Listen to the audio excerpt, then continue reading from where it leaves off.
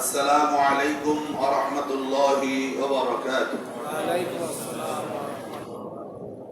আমরা আল্লাহ রাব্বুল আলামিনের দরগাহে প্রাণ খুলে শুকরিয়া আদায় করছি। সকলে পড়ছি আলহামদুলিল্লাহ আলহামদুলিল্লাহ আলহামদুলিল্লাহ রব্বানা লাকাল হামদ হামদান কাসীরান তাইয়িবান মুবারাকান ফীহি। সম্মানিত হাজিরিন, আমরা দেখতে না দেখতে একদম রমজানের কাছাকাছি উপস্থিত হতে পেরে আল্লাহ তাআলার কাছে আবারও শুকরিয়া আদায় করছি আলহামদুলিল্লাহ। আজকে চাঁদের হিসেব অনুযায়ী বাংলাদেশের আকাশের চাঁদে 28শে শাবান, আগামীকাল 29শে শাবান। আগামীকালকে সূর্য ডোবার সাথে সাথে চাঁদ দেখার কথা যদি দেখতে পাই, তাহলে আমাদের জন্য রমজান আমরা আগেই পেয়ে গেলাম। আর যদি কালকে চাঁদ দেখতে পাওয়া না যায়, তাহলে চাঁদ দেরিতে ওঠার কারণে আমরা একদিন পিছিয়ে যাব। তবে দুবাই থেকে একজন জ্যোতির্বিজ্ঞানী, মুসলিম জ্যোতির্বিজ্ঞানী, নামটা এই মুহূর্তে মনে করতে পারছি না, উনি কালকে একটা স্ট্যাটাস দিয়েছেন। তিনি বলেছেন যে চাঁদের যা গতি, তাতে আজকেই মধ্য প্রাচ্যের দেশগুলিতে চাঁদ দেখা যাবে। অর্থাৎ আজকে যদি সৌদির উম্মুল করা পৃথিবীর ভূখণ্ডের প্রথম অংশ, সেখানে চাঁদ দেখা যায়, তো আমাদের আবহাওয়াগত কারণে, ভৌগোলিক অবস্থানের কারণে আমরা পরের দিন চাঁদ দেখতে পাবো ইনশাআল্লাহ। আল্লাহ তাআলার কাছে সাহায্য চাইবো যে আমরা যেন রমজান পর্যন্ত আমাদেরকে আল্লাহ তাআলা হায়াতে তাইয়্যিবা দান করেন। সম্মানিত হাজিরিন, যেহেতু রমজানের একদিন বাকি, আমরা রমজান মাসটাকে কিভাবে আমরা গ্রহণ করব, আমাদের প্রস্তুতি কতটুকু, সেটা নিয়েই মূলত আমাদের আজকের আলোচনা। রাসূলুল্লাহ সাল্লাল্লাহু আলাইহি ওয়াসাল্লাম তার সাহাবায়ে কেরামদেরকে নিয়ে রমজান উপলক্ষে বক্তব্য পেশ করলেন। সেই বক্তব্য যুগ যুগ ধরে চলে আসছে আমাদের কাছে। রাসূলুল্লাহ সাল্লাল্লাহু আলাইহি ওয়াসাল্লাম বলেন যে ইয়া মাশারাল মুসলিমিন ক্বাদ আযাল্লাকুম শাহরুন আযীম, শাহরুন মুবারাক। রাসূলুল্লাহ সাল্লাল্লাহু আলাইহি ওয়াসাল্লাম সাহাবায়ে কেরামদেরকে লক্ষ্য করে বললেন যে তোমাদের উপরে একটি মাস ছায়া বিস্তার করতে যাচ্ছে, যেটি একটি মহান মাস, যেই মাস তোমাদের জন্য বরকতের মাস, যেই মাসটির মধ্যে রয়েছে রহমত, যে মাসটির মধ্যে রয়েছে মাগফিরাত, যে মাসটির মধ্যে রয়েছে ইতকুম মিনান নার, জাহান্নাম থেকে মুক্তির মাস। সুতরাং তোমরা সেই মাসটাকে গ্রহণ করো। আমি আজকে আপনাদের সামনে এই বিষয়ে কয়েকটি কথা তুলে ধরতেই চাই। তার মধ্যে প্রথমটি হলো যে রমজান মাস মূলত কোরআনের মাস। আমি ইতিমধ্যে সূরাত আল বাকারা এর 185 নম্বর আয়াত তেলাওয়াত করেছি, যেখানে আল্লাহ রাব্বুল আলামিন উল্লেখ করেছেন শাহরুর রমাদান। শাহরুর শব্দের অর্থ হলো মাস, রমাদান শব্দের অর্থ হলো রমজান। রমজান মাস আল্লাযী উনজিলা ফীহিল কুরআন, যেই মাসের মধ্যে কোরআন নাজিল করা হয়েছে। কেন? হুদাল লিন-নাস, মানব জাতিকে সঠিক পথ দেখানোর জন্য। ওয়া বায়্যিনাতিন মিনাল হুদা, এবং মানব জাতিকে তার চলার পথ, সে যে কাজই করবে সেই কাজের সঠিক পথ কোনটা সেটা কোরআন দেখাবে এবং তার মধ্যে বায়্যিনাত অনেক প্রমাণ থাকবে যে এই কাজটা কেন সঠিক, এই কাজটি কেন ভালো, তার অনেকগুলি প্রমাণ তার মধ্যে থাকবে। ওয়াল ফুরকান, এবং সত্য ও মিথ্যার পার্থক্য সৃষ্টিকারী এই কিতাব। কোনটা সত্য আর কোনটা মিথ্যা, এইটা পার্থক্য করার মতো যোগ্যতা আমাদের কম। কেন? আমরা জ্ঞানে খুবই দুর্বল,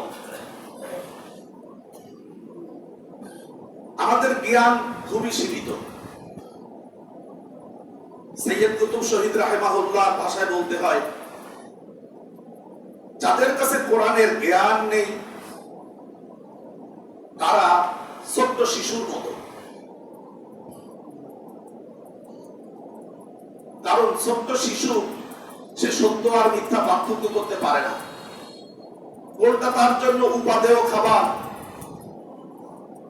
আর কোনটা তার জন্য ক্ষতিকারক, এই পার্থক্যটুকু ছোট বাচ্চা করতে পারে না। কোন কথা বলবে আর কোন কথা বলবে না, এই পার্থক্য ছোট বাচ্চারা করতে পারে না। কোন কাজ করলে পরিবার নোংরা হয়, কোন কাজ করলে পরিবার এর পরিবেশটা সুন্দর হয়, এই পার্থক্যটুকু একটা শিশু করতে পারে না। ঠিক কোরআন না জানা মানুষের অবস্থাটাও তাই। সৈয়দ কুতুব শহীদ রাহিমাহুল্লাহ বলছেন, কালুবাতিল আসফাল, কালুবাতিল আতফাল ওয়া লুফকাতিল আতফাল। আতফাল শিশুরা, চাইল্ড, চিলড্রেনস, শিশুদের খেলনা শিশুরা যেমন পছন্দ করে, পৃথিবী এক পাশে আর শিশুর খেলনা এক পাশে। শিশু যেমন তার খেলনা নিয়ে ব্যস্ত, কোরআনবিহীন মানুষগুলি পৃথিবী নিয়ে ব্যস্ত।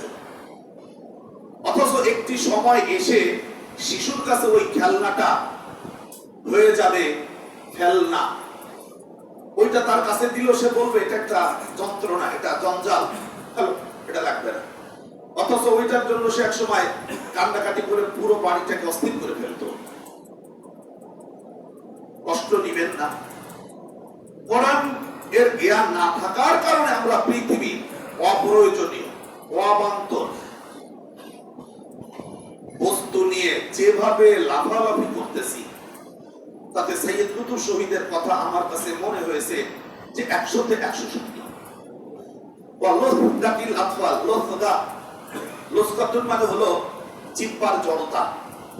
শিশুরা যখন কেবল কথা বলতে শিখে তখন তাদের কথার মধ্যে এক ধরনের জড়তা থাকে। রকে উচ্চারণ করতে না পেরে ল উচ্চারণ করে, আমার না বলতে পেরে বলে আমাল। এইটা যেমন পরিবারের সদস্যদের কাছে খুবই একটা আনন্দের শব্দ, পৃথিবীতে যাদের জ্ঞান নেই, কোরআনের জ্ঞানে যারা একদম দুর্বল, তারা এই সমস্ত চটকদার কথায় তারা খুব খুশি হয়, হাসে, আনন্দ বোধ করে। অথচ কোরআনওয়ালা মানুষেরা বুঝতে পারে তার এই বক্তব্যটি, এই ভাষাটি একদম অনর্থক। আমরা পদে পদে তো দেখতে পাচ্ছি। সুতরাং আমি কথা দীর্ঘ করব অন্যদিকে, তা হলো রমজান আমাদের কাছে আসতেছে। রমজান শাহরুল মুবারক, বরকতওয়ালা মাস। বরকত, বরকত শব্দের অর্থ হলো বৃদ্ধি। বরকত শব্দের অর্থ বৃদ্ধি। আপনার জীবনে প্রত্যেকটা জিনিস বেড়ে উঠুক, এটা আপনি আমি সবাই চাই। তার মধ্যে একটি বড় বৃদ্ধি চাওয়া হলো যে আখিরাতের পুঁজি যেন আমার বৃদ্ধি পায়। দুনিয়ার কোন জিনিস দিয়ে এই বৃদ্ধিকে যদি আপনি মাপেন, দুনিয়ার কোন দাড়ি পাল্লায়, তাহলে সেটা ভুল হবে। এই বারাকাহ বা বরকত হলো আপনার জীবনে আখিরাতমুখী একটি সুন্দর জীবন গঠনের বরকত। যেমন রাসূলুল্লাহ সাল্লাল্লাহু আলাইহি ওয়াসাল্লাম বলেছেন, রমজান মাসের একটি সুন্নাত অন্য মাসের একটি ফরজের সমান। সুবহানাল্লাহ ওয়া বিহামদিহি। আপনি কিভাবে মূল্যায়ন করবেন এটাকে? রমজান মাসে একটি ছোট্ট সুন্নাত আল্লাহ তাআলার কাছে ফরজের সমান মর্যাদা। একটি ফরজ 70টি ফরজের সমান মর্যাদা। তাহলে এটা বৃদ্ধি কিনা? এটাকেই বলে আরবিতে বরকত। আমরা সুন্দর উচ্চারণে শুনি, যারা সৌদি আরব থেকে লেখাপড়া করে আসে, মিশর থেকে আসে, তারা বলে বারাকা। শব্দটা শেষে গোলতা আছে, গোলতাটাকে হা করে উচ্চারণ করেন। অনেক সময় বাংলা লেখা দেখবেন লেখা আছে বারাকা, উচ্চারণটাও সঠিক। আর আমরা আমাদের এই দেশি ভাষায় বরকত শব্দটাকে ফার্সিতে ব্যবহার করি বলে লম্বা তা দিয়ে লেখা, সেজন্য আমরা বরকত বলি। বারাকা উচ্চারণ আরবি, বরকত উচ্চারণ ফার্সি, আমরা সেটা বাংলায় ব্যবহার করি। সেজন্য শব্দটারও একটু পার্থক্য করে দিলাম। রাসূলুল্লাহ সাল্লাল্লাহু আলাইহি ওয়াসাল্লাম এই যে বরকতের কথা বললেন, রাসূলুল্লাহ সাল্লাল্লাহু আলাইহি ওয়াসাল্লাম রমজান মাসে জিবরিল আলাইহিস সালাতু ওয়াস সালামের সাথে সময় কাটাতেন। বুখারী শরীফের হাদিস, কানা ইউদারিসুল কোরআন ফি কুল্লি রমাদান। রাসূলুল্লাহ সাল্লাল্লাহু আলাইহি ওয়াসাল্লাম প্রত্যেক রমজান মাসে ওহী নাজিল হওয়ার পর থেকে, এই রমজান থেকে ওই রমজান পর্যন্ত যতটুকু কোরআন নাজিল হয়েছে, জিবরিল আলাইহিস সালাতু ওয়াস সালামকে রাসূলুল্লাহ ওই কোরআন তেলাওয়াতটুকু আবার শোনাতেন, যে তিনি ভুলে গেলেন কিনা বা কোনো সংশোধনী আছে কিনা। জিবরিল আলাইহিস সালাম রাসূলুল্লাহকে শোনাতেন, রাসূলুল্লাহ সাল্লাল্লাহু আলাইহি ওয়াসাল্লাম জিবরিল আলাইহিস সালাতু ওয়াস সালামকে কোরআন তেলাওয়াত শোনাতেন। পরবর্তী বছর আসলে 2 বছরের তেলাওয়াত একসাথে শোনাতেন। পরবর্তী বছর রমজান আসলে 3 বছরের তেলাওয়াত একসাথে শোনাতেন। এভাবে রাসূলুল্লাহ সাল্লাল্লাহু আলাইহি ওয়াসাল্লাম রমজানটাকে কাটাতেন। আমি আপনাদের কাছে ছোট্ট করে দাবি করতে পারি, যেহেতু আপনারা আমাকে আপনাদের উপরে দায়িত্ব দিয়েছেন, তা হলো রমজানকে আমরা কোরআনের সাথে কাটাতে পারি কিনা। রাসূলুল্লাহ সাল্লাল্লাহু আলাইহি ওয়াসাল্লাম বলেছেন, আল মাহিরু বিল কোরআন মা সাফরাতিল কিরামিল বারারা।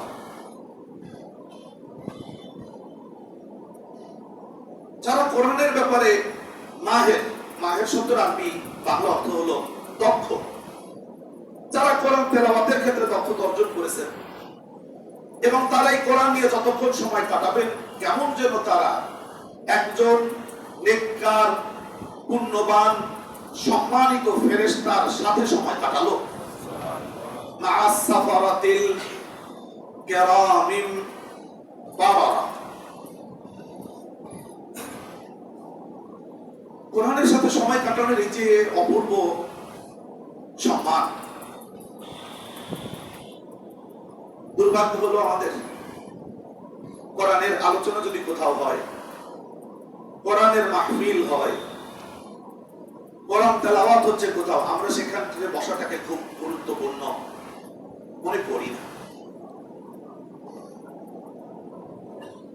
মিশরীয়রা এই কাজটা করে, তারা যে কোনো অনুষ্ঠানকে তারা, আমি ইংরেজিতেই বলি আর কি, সেলিব্রেট করে কোরআন তেলাওয়াত দিয়ে।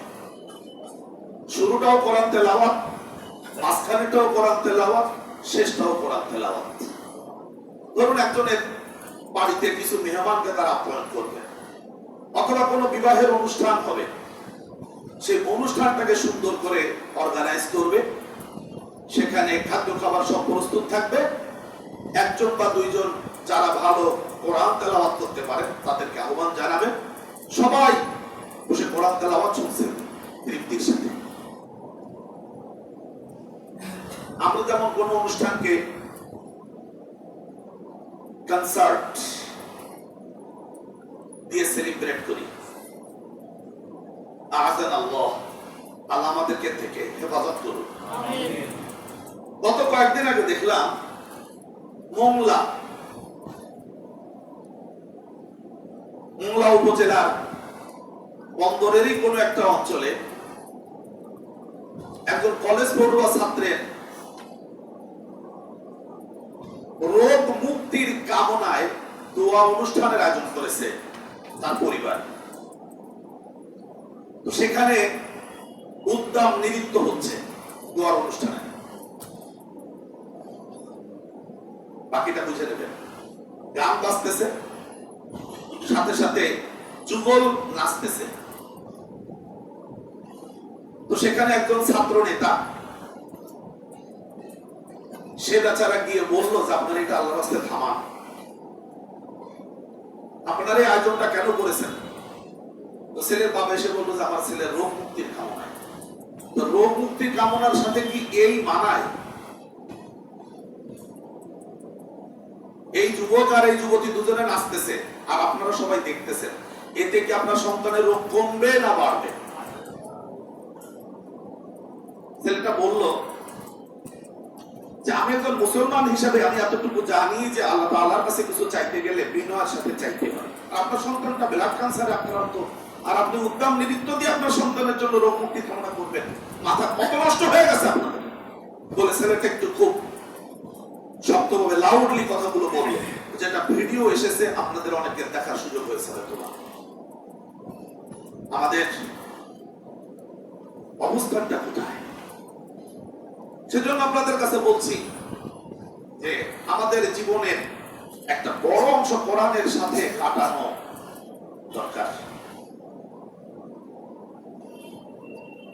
এ পর্বে আর একটা ছোট্ট কথা, যেটা আপনাদের সামনে আমি একাধিকবার বলেছি।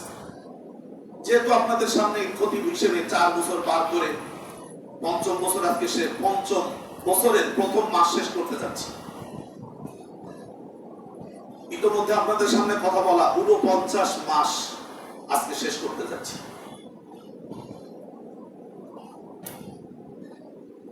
একাধিকবার বলেছি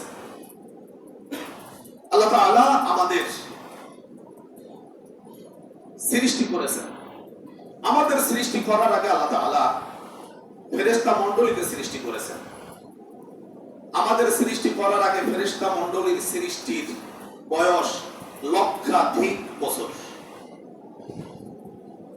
আল্লাহ তাআলা ফেরেশতাদেরকে 2টা বৈশিষ্ট্য দিয়ে সৃষ্টি করেছেন, যা অন্য কাউকে দেননি। এক, তারা ইলম অর্জন করতে পারবে এবং ইলম বিতরণ করতে পারবে। জ্ঞান অর্জন করতে পারবে, জ্ঞান বিতরণ করতে পারবে। অর্থাৎ ইংরেজিতে বলে গিভ অ্যান্ড টেক। তারা ছাত্র হয়ে ইলম অর্জন করতে পারবেন, শিক্ষক হয়ে অন্যকে শিক্ষা দিতে পারবেন। এই বৈশিষ্ট্য আল্লাহ তাআলা ফেরেশতা মণ্ডলীকে দান করেছিলেন। আরেকটি হলো তারা শুধুমাত্র আল্লাহ তাআলার ইবাদত করবেন আর কারো না। ইবাদত করার যোগ্যতা আল্লাহ ফেরেশতাদের দিয়েছেন। এর অনেক বছর পরে যখন আল্লাহ তাআলা আরো কিছু সৃষ্টি জীব চিন্তা করলেন, তিনি কিছু পশু সৃষ্টি করলেন। পশুদেরকে আল্লাহ তাআলা 2টা বৈশিষ্ট্য দিয়ে সৃষ্টি করলেন। এক, তারা খাবার গ্রহণ করবে, আর খাবার গ্রহণ করার কারণে তাদের আরো কিছু প্রয়োজন দেখা দেবে, পেশাব পায়খানা করা। 2, তাদের মধ্যে আল্লাহ তাআলা বংশ বিস্তারের প্রয়োজনে যৌবনের চাহিদা পূরণের মাধ্যমে বংশ বিস্তার করবে। এটি আরেকটি, অর্থাৎ খাদ্য এবং যৌবন। এই 2 ধরনের ক্ষুধা আল্লাহ তাআলা পশুদেরকে দিয়ে সৃষ্টি করলেন। জীবন বাঁচানোর তাগিদে তারা খাবার গ্রহণ করবে, যেহেতু তাদের পাকস্থলী আছে, এখানে খাবার না গেলে এটা অস্থির করে দেয়। আল্লাহ তাআলা যৌবনের একটা বয়স আছে, যে বয়স আল্লাহ তাআলা যৌবন দান করেন, যা ব্যবহারের জন্য জোড়া সৃষ্টি করেছেন আল্লাহ তাআলা। সুতরাং এই যৌবন আর ক্ষুধা, এই 2টা হলো পশুদের বৈশিষ্ট্য। আর ফেরেশতাদের বৈশিষ্ট্য 2টা, ডান হাতে দেখালাম, ইলম, ইবাদত। জ্ঞান আল্লাহর ইবাদত, খাদ্য জৈবিক চাহিদা পূরণ।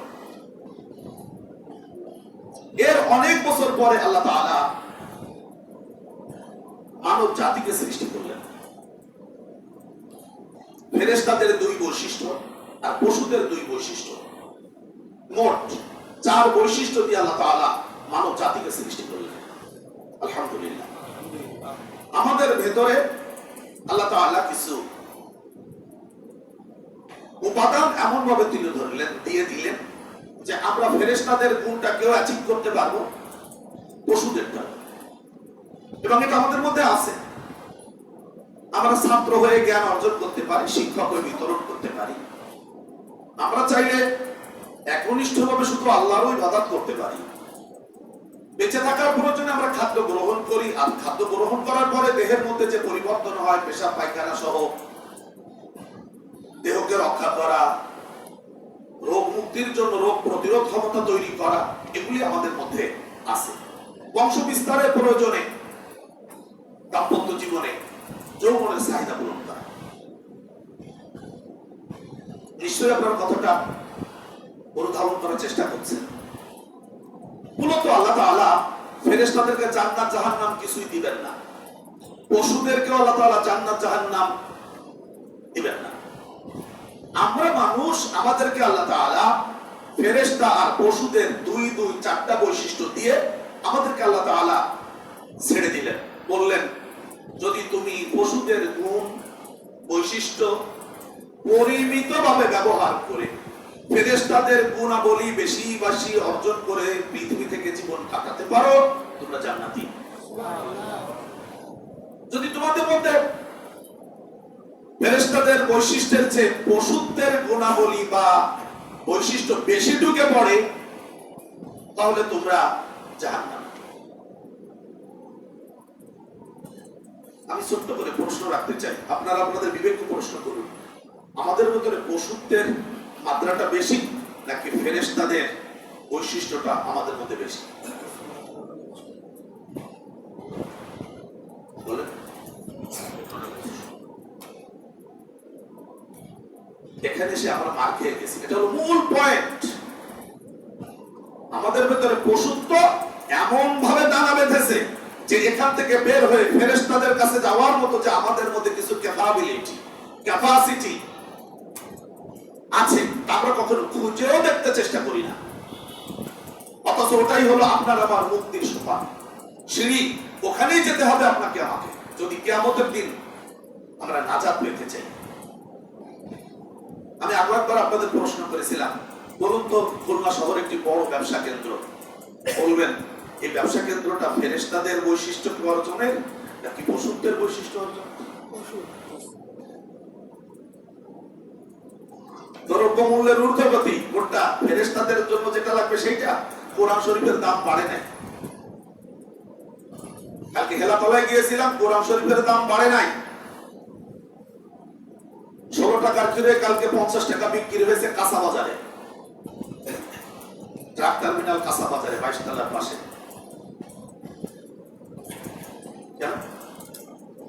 আমরা সবাই ব্যস্ত যে আমাদের মধ্যে পশুত্ব কিভাবে ঢুকতে পারে। রাগ করবেন না, এটাই হলো আজকে আমাদের রমজান উপলক্ষে আমাদেরকে আসতে হবে যে আল্লাহ তাআলা আমাদের ভেতর থেকে কয়টা জিনিসকে রমজান মাসে নিষেধ করেছেন দিনের বেলায়। আপনারা জানেন, বলবেন। খাওয়া যাবে না, আর একটা যৌবনের চাহিদা পূরণ করা যাবে না। الصوم هو الإمساك عن العقل والشرب والجماع نهارا مع النية। আল কুদুরি নামে একটা কিতাব ছাত্র জীবনে পড়েছিলাম। ওই কিতাবের সম্মানিত লেখক লিখেছেন, সওম হলো ইমসাক, নিজেকে আটকায় রাখা। ক্ষমতা আছে, তারপরও আমি সেই কাজ করব না, নিজেকে বিরত রাখা। আল ইমসাক, সওম শব্দের মূল অর্থ হলো নিজেকে বিরত রাখা।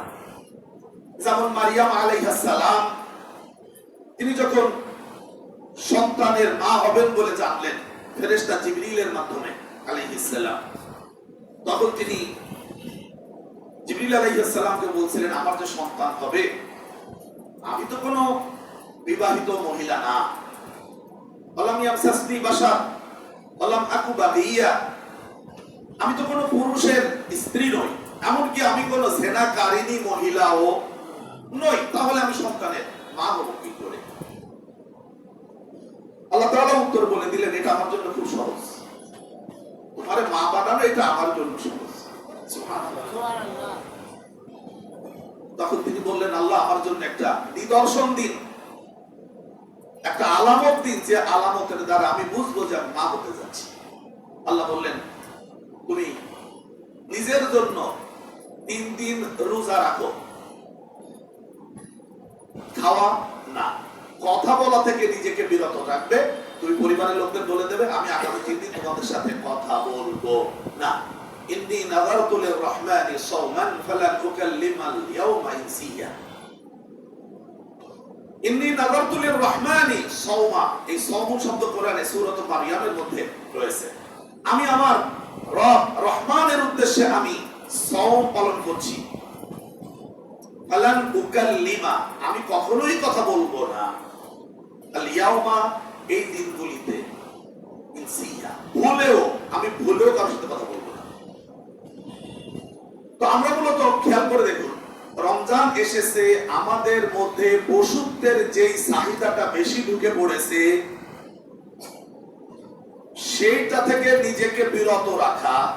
অর্থাৎ আপনি সুবহে সাদেক শুরু হওয়ার আগেই খাওয়া শেষ করবেন, আর ইলা গুরুবিশ শামস সুম্মা তিম্মুস সিয়ামা ইলাল লাইল, রাত শুরু না হওয়া পর্যন্ত আপনি আর কিছু খেতে পারবেন না। এমনকি বৈধ স্ত্রী, তার সাথে কোন ধরনের যৌবনের চাহিদা পূরণ করার চেষ্টাও করবেন না, ইচ্ছা পোষণ করবেন না। আমি আপনাদেরকে কিছু বোঝাতে পেরেছি? বলেন তো, আল্লাহ তাআলা শ্রম দিলেন কেন? পশুত্বকে মানে রেগুলেটর আছে না বলতে, এই ফ্যানের এটা তো বুঝি রেগুলেটর, আবার ফ্রিজেরও রেগুলেটর আছে। তার মানে কি, ইচ্ছে করো পুরোপুরি ভলিউম দেওয়াও যায়, আবার ইচ্ছে করে ওটাকে রেগুলেট করা যায়। আছে নাকি সুযোগ? আমরা রমজান মাসে কি করব? খাবারের চাহিদাকে একদম না না থাকবে, তবে দিনের বেলায় না। তাহলে আল্লাহ তাআলা রমজানের মাধ্যমে আমাদের কি কি করতে চান, এটা এবার আপনারা বলবেন। পশুত্বকে দমায় রেখে আমাদেরকে ফেরেশতাদের কাতারে উঠায় দিতে চান। সুবহানাল্লাহ। আমি আপনাদের বলবো, খাবারের ব্যাপারে আমরা খুব পাগল হয়ে গেছি। গতকালকে আমার একটা ছোট্ট পারিবারিক ছোট্ট বস্তু কেনার প্রয়োজনে বাজারে গিয়েছিলাম। প্রচন্ড ভিড়, মোটরসাইকেল তার গন্তব্যে যেখানে রাখি নিতে পারলাম না, তো বাজারে প্রচুর ভিড়। তো আমার আম্মা যেহেতু বাসায় অসুস্থ, প্যাম্পাস লাগবে, তাই গেছিলাম কিনতে। বাজার করার নিয়াতে ঢুকিয়ে নিজে বাজার করতে হবে। তারপরও যেহেতু আশেপাশে বাজার আছে, জিজ্ঞেস করলাম দুই একজনের কাছে কি অবস্থা। হুজুর কিনা বাসা খুব ভালো, দিয়ে পারতেছি না, আপনি দেবেন না কিছু? না, বরফি বাড়ি সবাই দিয়ে দিয়ে যাক, তারপরে যদি কিছু থাকে। খাবারকে কমাতে হবে, খাবারকে বলেন, খাবারকে কমাতে হবে। রাসূলুল্লাহ সাল্লাল্লাহু আলাইহি ওয়াসাল্লাম বলেছেন, মা মালা ইবনু আদম বিআআন শাররান মিন বাতনিহি, আদম সন্তান তার পেটের সে নিকৃষ্ট কোন বস্তা পরিপূর্ণ করে না। মা মালা, ভরে না, ইবনু আদামা, আদমের সন্তান না, সন্তানেরা, বিআআন থলে, বস্তা, শাররান নিকৃষ্ট, মিন বাতনিহি, তার পেটের সে। তার মানে পেট এত সুন্দর একটা পাত্র বা বস্তা বা আধার, ওর ভিতরে আপনি যত খাবার দেবেন আস্তে আস্তে বাড়তে থাকবে। সেজন্য বাংলা প্রবাদে এরকম একটা কথা আছে, আহার নিদ্রা ভয় যত বাড়াবে তত হয়। আহার নিদ্রা ভয় যত বাড়াবে তত হয়। আপনি যত খাবেন তত খেতে পারবেন। আপনি যত ঘুমাতে চাইবেন তত ঘুমাতে পারবেন। আপনি যদি আবার চিন্তা করেন না আমি কম ঘুমাবো, আপনি তাও পারবেন। আপনি যদি মনে করেন যে আপনি কম খাবেন, তাও আপনি পারবেন। কারণ আমরা যদি একবার অভ্যস্ত হই তাহলে সম্ভব। আমি খোলামেলা বলছি, জান্নাতে যাওয়ার সেই লক্ষ্যকে সামনে রাখলে আমাদের খাবার কমাতে হবে। রাসূলুল্লাহ সাল্লাল্লাহু আলাইহি ওয়াসাল্লাম ওই যে হাদিস বললাম, তিরমিজি শরীফের হাদিস, মা মালাআ ইবনু আদম বিআআন শাররাম মিন বাতনিহি, আদম সন্তান তার পেটের চেয়ে নিকৃষ্ট কোন থলে পরিপূর্ণ করে না তার পেটের চেয়ে। রাসূলুল্লাহ বলেছেন আদম সন্তানের বেঁচে থাকার জন্য দরকার ইনহিয়া ইল্লা লুকাইমাত ইউকিমনা সুলবাহ। রাসূলুল্লাহ বলেছেন আদম সন্তানের কয়েক লুকমা খাবার দরকার বেঁচে থাকার জন্য, যা তার মেরুদণ্ডকে খাড়া করে রাখবে। কিছু লুকমা খাবার আদম সন্তানকে সুস্থ করে রাখতে পারে। রাসূলুল্লাহ সাল্লাল্লাহু আলাইহি ওয়াসাল্লামের সাহাবায়ে কেরাম এর ব্যাপারে পরবর্তী যুগের একজন আলেম লিখেছেন, কানা হারিবান ফিন নাহার জাহিদান ফিল লাইল। রাসূলের সাহাবীরা দিনের বেলায় ছিলেন যোদ্ধা, রাতের বেলায় ছিলেন বিছানা ত্যাগকারী, এক ঝাঁক সিংহ।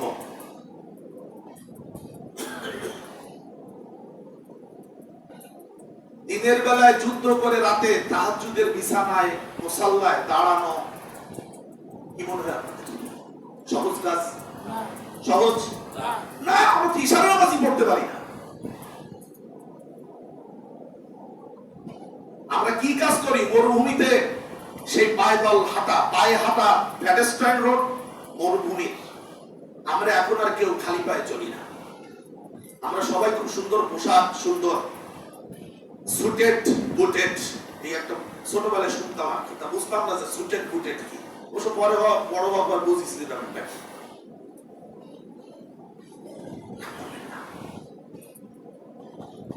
সেই আব্বাসীয় খেলাফতের একজন মনীষী লিখেছেন চমৎকার দুটো বাক্য, যে আমাদের ছোটবেলায় যারা লেখাপড়া করতো তাদের পা খালি ছিল, কিন্তু মাথার ভিতরে অনেক আশা আকাঙ্ক্ষা থাকতো। আরজুলুন খালিয়া ওয়া হুমামুন আলিয়া, তাদের পা খালি ছিল কিন্তু তাদের মাথায় আশা আকাঙ্ক্ষা ছিল একদম ঈর্ষণীয়। ওয়াল আন আরজুলুন হিজাইয়া ওয়া ইমামুন খালিয়া, আজকের ছাত্ররা পায়ে সুন্দর জুতো পরে অথচ তাদের মাথায় দূরদর্শী কোনো আকাঙ্ক্ষা তাদের থাকে না। কারণ জুতা ভালো মতো পায়ে পরলে পায়ের গরম বের হতে না পেরে পায়ের তলার গরম মাথায় উঠে যায়।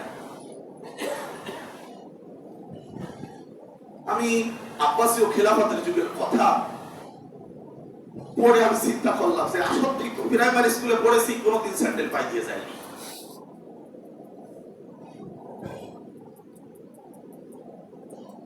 আর শহরে আমাদের সন্তানেরা তাদের কেটস 1600, 2200, 3200, 4800 টাকার কেটস না দিলে না যেতে পারবে। পা খালি থাকলে মাথায় আকাঙ্ক্ষা থাকে, পা যদি পরিপূর্ণভাবে আটকানো থাকে তাহলে মাথা মেধা শূন্য হয়ে যায়। ব্যতিক্রম হবে না তা না। যেহেতু পায়ের কথা আসলো তাই বললাম। রাসূলুল্লাহ সাল্লাল্লাহু আলাইহি ওয়াসাল্লাম বলেছেন যে খাবার কমায় দিলে তুমি সুস্থ থাকবে।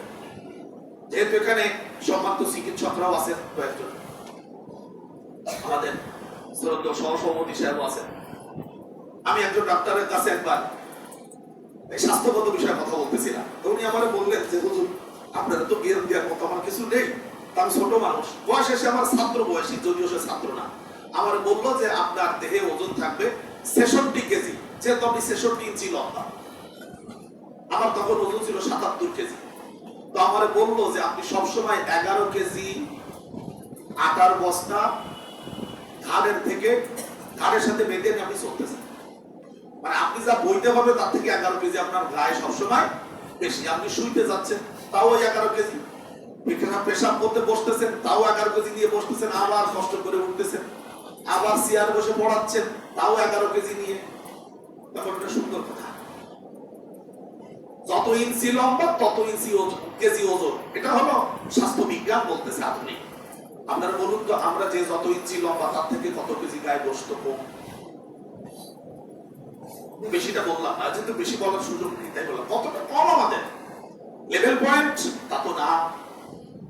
তাহলে এই যে বাড়তি আমরা ওজনটা বহন করতেছি, এই ওজনটা আপনি কাকে দিচ্ছেন? আপনার হাড়ের উপরে, আপনার যে মেরুদণ্ডের হাড়, স্পাইনাল কর্ড, এরপরে আপনার যে এই যে বড় বড় হাড়গুলি, এদেরও তো ওজন বড় একটা যোগ্যতা আল্লাহ তাআলা দিয়ে সৃষ্টি করেছেন। আপনি তার উপরে যে বোঝা চাপাচ্ছেন, তাতে নিজের উপরে জুলুম হয় কিনা? রব্বানা যালামনা আনফুসানা, আল্লাহ আমরা আমাদের নিজেদের উপরে জুলুম করেছি। কি জুলুম করতেছি? কতগুলো জুলুম। আপনি বলবেন 66 কেজি মনিরুজ্জামান, আপনি বলতেছেন 84 কেজি। কত হলো? ঠিক পাইছেন না? 66 থেকে 84, তার মানে কি 18 কেজি ওজনের বোঝা আমি বই বেড়াচ্ছি। ইসলাম আমাকে আপনাকে যা শিখাতে এসেছে তা আমরা যদি গ্রহণ করি, তার প্রথম কথা হলো আপনাকে আমাকে পশুত্বের স্বভাব বৈশিষ্ট্য কমায় দিয়ে ফেরেশতাদের স্বভাব আর বৈশিষ্ট্য বাড়াতে হবে। ফেরেশতাদের বৈশিষ্ট্য কি? ফেরেশতারা আল্লাহ তাআলার ইবাদতের জন্য সবসময় তারা প্রস্তুত থাকে। লা ইয়াসুনাল্লাহা মা আমারাহুম ওয়া ইয়াফআলুনা মা ইউমারুন, তারা কখনো আল্লাহর অবাধ্য হয় না, এমনকি আল্লাহ তাআলা যা আদেশ করেন সাথে সাথে তারা তা পালন করে। সূরা সাফফাত কোরআনুল কারীমের 37 নম্বর সূরায় প্রথম থেকে কয়েকটি আয়াতে কারিমা দেখবেন। আস-সাফফাতি সাফফা লাযাজিরাতি যাজরা ফাত্তালিয়াতি যিকরা। কসম ওই সকল ফেরেশতা মণ্ডলীর যারা সারিবদ্ধ হয়ে দাঁড়িয়ে আছে, ফেরেশতারা লাইন দিয়ে দাঁড়িয়ে আছে। তাফসীরে জালালাইনের সম্মানিত লেখক আল্লামা জালালউদ্দিন মাহাল্লি রাহিমাহুল্লাহ তিনি লিখছেন যে তারা দাঁড়িয়ে আছে তাদেরকে যখনই আদেশ করা হবে সাথে সাথে তারা দৌড় মারবে। আমরা যেমন বাচ্চাদের লাইনে দাঁড় করিয়ে দিয়ে দৌড় প্রতিযোগিতা করি, 1 2 3, আগে এইভাবে দৌড়াতো, এখন আবার পাল্টে গিয়ে হয়েছে 3 2 1 0। আমি চিন্তা করলাম আমরা ছোটবেলায় পুলিশি একরকম 0 2 ছিল না, 1 2 2 তো দাঁড়াইতো আর কি সাররা, এরপরে 3। যদি বাঁশি না থাকতো, বাঁশি থাকলে ভুরুত করে একটা বাঁশি, তো এখন আবার উল্টে গেছে দেখলাম। খারাপ না যে 3 2 1 0, আবার 0 উচ্চারণ করে খুব মাখারাতের সাথে, ভালো, এটা খুব ভালো। এই যে আমরা প্রতিযোগীদেরকে দাঁড় করিয়ে দিয়ে প্রস্তুত করি, আল্লাহ তাআলার ফেরেশতারা প্রস্তুত হয়ে আছে, কত বছর ধরে দাঁড়িয়ে আছে তা তারা জানে না। কত হাজার বছর ধরে ফেরেশতারা দাঁড়িয়ে আছেন আল্লাহর আদেশের অপেক্ষায়, জানেন না। আপনারা ছোট্ট একটা কথাই জানেন, ইসরাফিল আলাইহিস সালাতু ওয়াস সালাম কিয়ামতের সময় বাঁশি বাজাবেন, বিউগল বাজাবেন। আপনারা বলতে পারেন তিনি বিউগলটা, এই সিংগাটা কতদিন কত বছর ধরে তিনি মুখে করে এরকম ধরে বসে আছেন? কত বছর হবে? 10 বছর? তার একটু কম হবে, কি কম? জানা নাই ভাইজান, সুন্দর বলেছেন, আমরা জানি। তবে ইসরাফিল আলাইহিস সালাম একবার পৃথিবীতে এসেছিলেন রাসূলুল্লাহর কাছে। সুবহানাল্লাহ। আমি গত কালকে পড়তে পড়তে পেয়ে গেলাম যে পৃথিবীতে একবার ইসরাফিল আলাইহিস সালাম নাজিল হয়েছেন রাসূলের কাছে একটা সংবাদ। যাক, সে আলোচনা অন্যদিকে। তো আমি বলতেছিলাম যে ফেরেশতাদের বৈশিষ্ট্য, ফাযাজিরাতি যাজরা, কসম ওই সকল ফেরেশতা মণ্ডলী যারা মেঘমালাকে তাড়িয়ে নিয়ে যায়, কোন এলাকায় দৃষ্টি দিতে হবে, কোন এলাকায় পানি লাগবে, এইটা নিয়ন্ত্রণ করার জন্য আল্লাহর কিছু ফেরেশতা আছে। তাদেরকে ফেরেশতা মিকাইল আলাইহিস সালাম ইনস্ট্রাকশন দেন, অমুক এলাকায় মেঘ নিয়ে যাও। আমরা দেখি মেঘ দৌড়াচ্ছে, আমরা মনে করি বাতাসে দৌড়াচ্ছে। ঠিকই আমাদের দৃষ্টিতে বাতাস, কোরআনের দৃষ্টিতে পরিচালনাকারী ফেরেশতা মণ্ডলী। সুবহানাল্লাহ। ফাত্তালিয়াতি যিকরা, কসম ওই সকল ফেরেশতা মণ্ডলী যারা তালিয়াতি তেলাওয়াতকারী, কি তেলাওয়াত করে? কোরআন। যিকরা তেলাওয়াত করার মতো, যারা দাঁড়িয়ে দাঁড়িয়ে তেলাওয়াত করে যাচ্ছে। সম্মানিত হাজিরিন, আমি আপনাদের বলবো, দাঁড়িয়ে কোরআন তেলাওয়াত করার সবথেকে ভালো মাধ্যম কি? নামাজ, তারাবিহ, তাহাজ্জুদ, আর বাদ বাকি যে 5 ওয়াক্ত সালাতুল মাকতুবা, ফরজ নামাজ। সেদিন আমি ফেরিঘাট মসজিদে গত 23 তারিখে ইশার সালাত আদায় করেছি। তো ইমাম সাহেব দেখলাম যে বেশ লম্বা সময় তেলাওয়াত করলেন, ভালো লাগলো। সূরা তাহা, সূরা আল ইনসান 2 রাকাতে শেষ করলেন, ভালো লাগলো যে না, লম্বা সময় তিনি তেলাওয়াত করেছেন, তেলাওয়াতও ভালো শুনলাম। পরে সালাতের শেষে কে যেন বলেছে যে এই মসজিদের, আপনাদের মসজিদের খতিব সাহেব নামাজে আসছে। ইমাম সাহেব বেরিয়ে এসে তারপর জড়া ধরছে, হুজুর আপনি আসছেন, আগে বলবেন না কেন?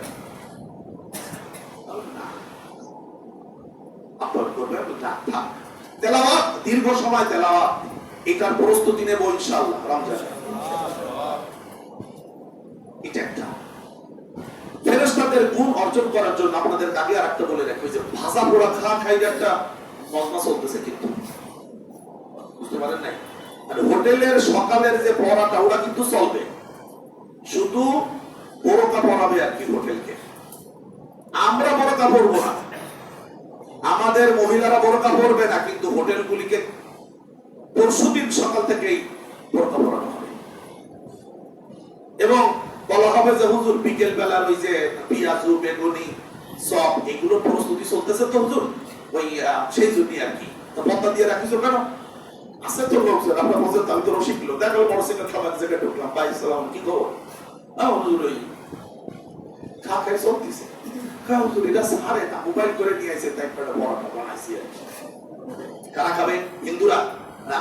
কোন হিন্দু রমজান মাসে কোন হোটেলে খেতে আসবে না।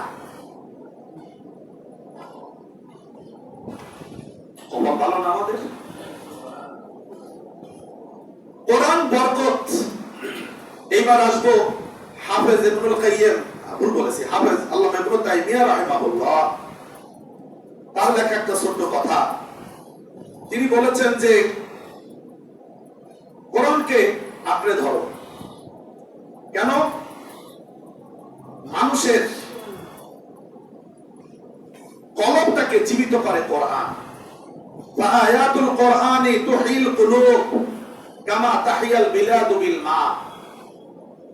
শুকনো মাটিকে বৃষ্টির পানি যেমন সতেজ সজীব করে, সঞ্জীবনী শক্তি ফিরিয়ে আনে, মানুষের কলবটাও শুষ্ক মরুভূমির মতো হয়ে গেছে। তুমি কোরআন দিয়ে তোমার কলবটাকে ভিজাও। ওয়া তাহরিকু খাবাসাহা, রমজান দিয়ে তুমি তোমার কলবের মধ্যে যে সমস্ত নাপাক জিনিস বাসা বেঁধে ফেলেছে সেটাকে পুড়িয়ে দাও। যেহেতু রমজান শব্দের অর্থ হলো পুরানো, জ্বালানো।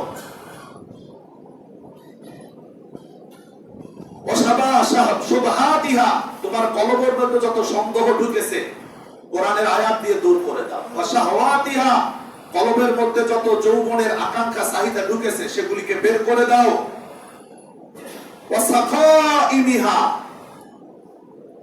এবং এর মধ্যে কৃপণতার যে সমস্ত সিমটম আছে তোমার কলবে, তা কোরআনের আয়াত দিয়ে তুমি দূর করে দাও।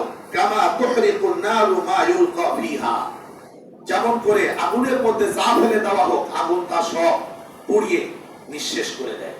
সম্মানিত হাজিরিন, এই কথাগুলো বলার পরে আপনাদের কাছে এক ছোট বার্তা। আগামীকালকে যদি চাঁদ ওঠে, আমরা চাঁদকে কিভাবে গ্রহণ করব? রাসূলুল্লাহ সাল্লাল্লাহু আলাইহি ওয়াসাল্লাম সাহাবায়ে কেরামদেরকে দিয়ে চাঁদ দেখার জন্য খোলা আকাশের কাছে যেতেন, খোলা জায়গায়, যেখানে দেখতে আকাশের নিম্ন অঞ্চল পর্যন্ত কোনো বাধা থাকে না, ছাদে উঠতে পারি আমরা।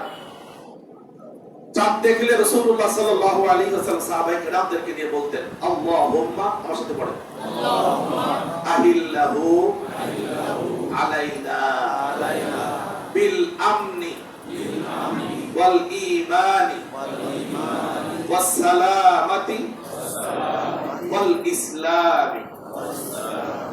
অর্থ, আল্লাহুম্মা, হে আল্লাহ, আহিল্লাহু আলাইনা, তুমি চাঁদকে আমাদের কাছে বিকশিত করো, ইহলাল করো বিল আমনি ওয়াল ঈমান, আমাদের নিরাপত্তা এবং ঈমানের জন্য।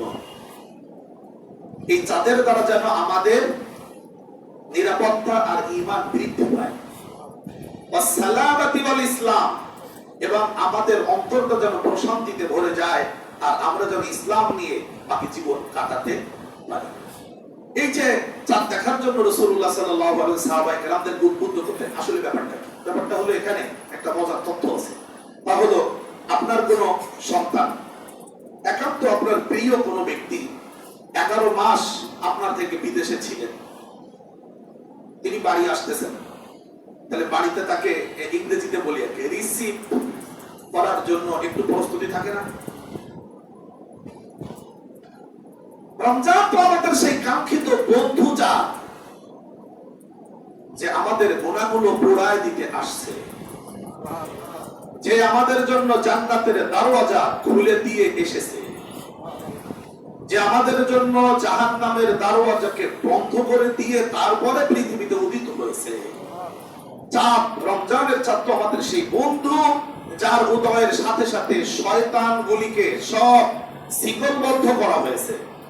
আর আসমান থেকে আল্লাহ ডেকে বলছেন, ইয়া বাগিয়াল খাইরি আকবিল, হে কল্যাণের দিকে অগ্রসর ব্যক্তি এগিয়ে আসো, ওয়া বাগিয়াশ শাররি আকসির, হে পাপী থেমে যাও আর বেরো না। আমরা আমাদের এই বন্ধুকে, রমজানের চাঁদ বন্ধুকে কিভাবে গ্রহণ করতে পারি? প্রস্তুতি নিন। আপনারা যেখানে থাকবেন সেখানে ছাদের উপরে যদি সম্ভব হয় উঠে যাবেন। মসজিদে আজান হয়ে গেলে এখানে উঠে আসলে যদি বড় বিল্ডিং সামনে না থাকে, দেখেন, দেখার তো একটা সব, এটা তো সুন্নাত। আর চাঁদ দেখতে পারাটাই তো রমজানের মধ্যে একটি সুন্নাত, যা অন্য মাসের ফরজের সমান মর্যাদা রাখে। আশা করি বিষয়টা আপনারা বুঝতে পেরেছেন। আসুন আমরা রমজানকে কোরআন দিয়ে বরকত গ্রহণ করি, আর খাবার আর যৌবনের চাহিদাকে একটু কমায় দিয়ে আমরা আমাদের নিজেদের জীবনটাকে ফেরেশতাদের জীবনে উন্নীত করে জান্নাতি হওয়ার চেষ্টা করতে পারি। আল্লাহ আমাদেরকে তৌফিক দান করুন। আমিন। এই বলে আজকের আলোচনা এখানে শেষ করছি। যারা সুন্নাত পড়েননি দাঁড়িয়ে সুন্নাত